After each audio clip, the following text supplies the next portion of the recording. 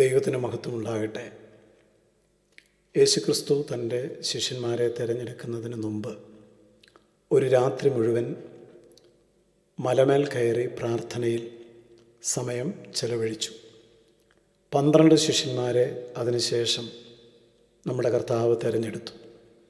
അവരെ സുവിശേഷം അറിയിക്കുന്നതിനായി അയക്കുന്നതുകൊണ്ട് അവർക്ക് അപ്പോസ്തലന്മാർ എന്ന് പേർ വിളിച്ചു. അപ്പോസ്തലൻ എന്ന വാക്കിന് അയക്കപ്പെട്ടവൻ എന്നാണല്ലോ അർത്ഥം. തുടർന്ന് ക്രിസ്തു അവരെ പരിശീലിപ്പിക്കുവാനായിട്ട് തുടങ്ങുകയാണ്.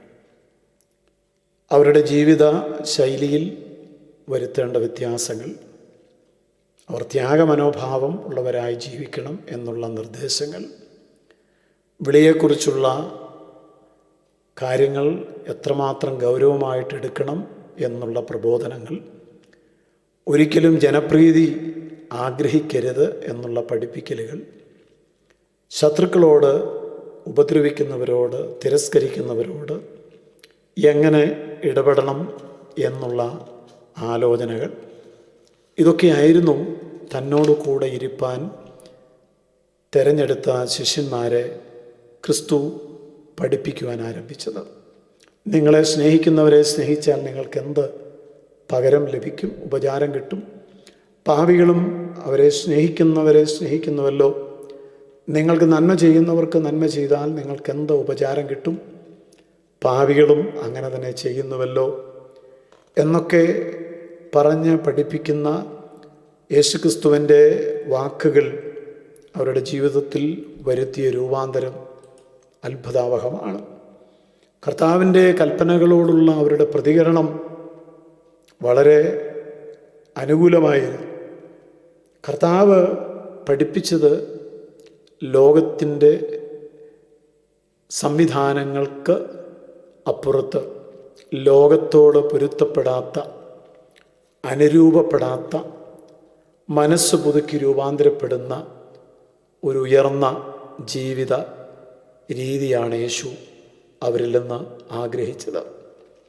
ഈ വചനങ്ങളൊക്കെ നാം പഠിക്കുമ്പോൾ നമ്മെക്കുറിച്ച് കർത്താവും ആഗ്രഹിക്കുന്നത് വാസ്തവത്തിൽ ഈ കാര്യങ്ങളൊക്കെ തന്നെയാണ്. നാം എല്ലാവരും ക്രിസ്ത്യാനി എന്ന് വിളിക്കപ്പെടുന്നു. അതിൽ നമുക്ക് അഭിമാനവും ഉണ്ട്. എന്നാൽ ആ ഒരു പദം അതൊരു സ്ഥാനം മാത്രമല്ല, അതൊരു ജീവിത രീതിയാണ്. ക്രിസ്തുവിൻ്റെ അനുയായി എന്ന് വിളിക്കപ്പെടുന്നവൻ തൻ്റെ ചിന്തകളിലും വാക്കുകളിലും പ്രവൃത്തികളിലും എല്ലാം ലോകത്തിൻ്റെ നിലവാരത്തേക്കാൾ ഉയർന്ന ഒരു നിലവാരം പുലർത്തുവാൻ വിളിക്കപ്പെട്ടവരാണ്. അതുകൊണ്ടാണ് കൊരിന്തിലെ സഭയ്ക്ക് ലേഖനം എഴുതുമ്പോൾ നിങ്ങളോട് ആത്മീയരോട് എന്നതുപോലെ സംസാരിപ്പാൻ എനിക്ക് കഴിയുന്നില്ല എന്ന് പൗലൂസ് പറഞ്ഞത്. പൗലൂസിൻ്റെ പ്രതീക്ഷയ്ക്കൊത്തവണ്ണമുള്ള രൂപാന്തരം അവരിൽ നടന്നിട്ടില്ല. നിങ്ങളിപ്പോഴും ജഡികന്മാർ തന്നെയല്ലയോ, പ്രാകൃതന്മാരും നിങ്ങളുടെ ഇടയിൽ ഉണ്ടല്ലോ എന്നൊക്കെ പറയുന്നത് അതുകൊണ്ടാണ്. ശരാശരി മനുഷ്യൻ ജീവിക്കുന്ന ജീവിതം, അതിനു മുകളിൽ ആണ് വാസ്തവത്തിൽ ക്രിസ്തുവിനെ അനുഗമിക്കുന്ന ഒരു വ്യക്തിയുടെ ജീവിതം. ഏതെല്ലാം കാര്യങ്ങളിൽ നാം ഉയർന്ന നിലവാരം പുലർത്തണമെന്ന് ചോദിച്ചാൽ അത് സ്നേഹത്തിൻ്റെ കാര്യത്തിലാണ് ഒന്നാമത് എന്ന് നമുക്ക് മനസ്സിലാക്കാം. ലോകം പലപ്പോഴും ആളുകളെ സ്നേഹിക്കുന്നത് അവരുടെ രീതികൾക്കും അവരുടെ സ്റ്റാറ്റസിനും ഒക്കെ അനുസരിച്ചാണ്. എന്നാൽ ഒരു ക്രിസ്ത്യാനിയുടെ സ്നേഹം അത് ത്യാഗപരമായിരിക്കണം എന്ന് യേശു പഠിപ്പിച്ചു. പ്രതിഫലം പ്രതീക്ഷിക്കാത്ത സ്നേഹമാണ് നമ്മിൽ നിന്ന് ഉളവാകേണ്ടത്.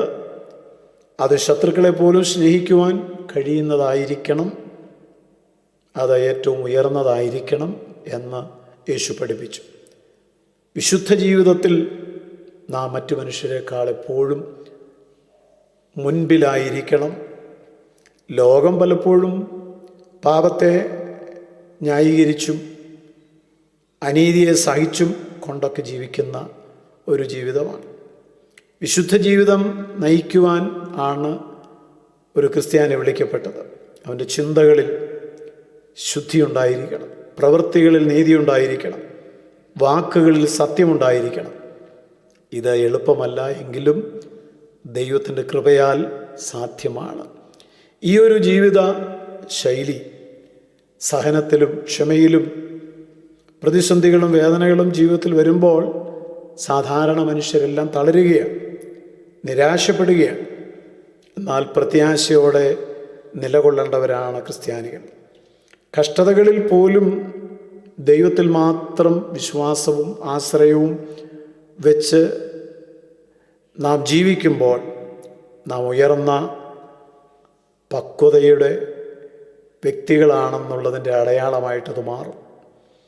അങ്ങനെ പ്രാർത്ഥനയിലും ദൈവവചന പഠനത്തിലും എല്ലാം ദൈവം നമ്മിൽ നിന്ന് പ്രതീക്ഷിക്കുന്നത് വളരെ ഉയർന്ന ഒരു ജീവിത നിലവാരമാണ്. അതുകൊണ്ട് നമുക്ക് നമ്മെ തന്നെ ഒരു സ്വയപരിശോധനയ്ക്ക് വിധേയമാക്കണം. നമ്മുടെ ജീവിതം ദൈവത്തിൻ്റെ മഹത്വത്തിനായിട്ട് ഉയർത്തിപ്പിടിക്കുവാൻ നമുക്ക് കഴിയണം.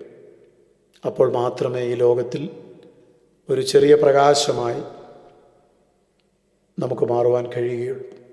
നമ്മുടെ വിളിയെക്കുറിച്ച് ദൈവം സന്തോഷിക്കുകയുള്ളൂ. സ്വർഗീയപിതാവേ, അങ്ങ് ഞങ്ങളെ വിളിച്ചതിന് നന്ദി.